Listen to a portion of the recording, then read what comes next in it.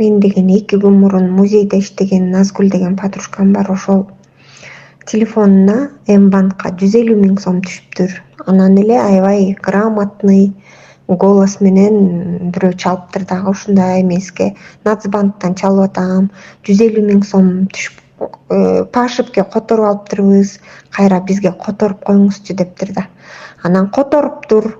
150 000 сомду которгондон кийин бир ссылка жибериптир. Ошол ссылканы басып коюңуз. Бизде ошондой эми процедурабыз бар деп айтыптыр. Анан ал ссылканы басат. Анан өзүмдүн М-банкымда 8 000 сом бар болчу дейт. Анан бир кезде ссылканы басып анан текшерип коеюнчу деп карасам эле 8 000 сом жок калыптыр дейт. Анан чуркап эле бул М-банкка келиптир.